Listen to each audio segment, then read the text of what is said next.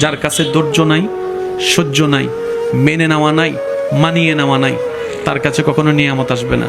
এই ক্ষেত্রে আমাদের অনেকের মনের একটা চাপা প্রশ্ন থাকে, জানতে চাওয়া যে ধৈর্য তো অনেক ধরেছি, আর কত ধৈর্য ধরবো, সহ্য তো অনেক করেছি, আর কত সহ্য করব।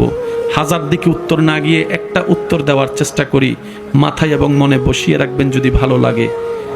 ধৈর্য ততক্ষণ ধরবো যতক্ষণ আমাদের রব খুশি না হয়। সুবহানাল্লাহ।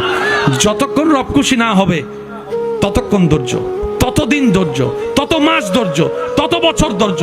কারণ আল্লাহ তাআলা জানেন কখন নিয়ামত দিলে আমাদের জন্য ভালো হবে, এটা আল্লাহই ভালো জানে। ওই হুকুম আসা পর্যন্ত অপেক্ষা করতে হবে, এটার নামই ধৈর্য। কোনো হা হুতাশ করা যাবে, আফসোস করা যাবে? আল্লাহ দিল আলহামদুলিল্লাহ, না দিল আলহামদুলিল্লাহ। সুখ আপনাকে খুঁজতে হবে না, দেখবেন সুখ আপনার ঘরে নিজে থেকেই চলে আসবে। বলেন সুবহান।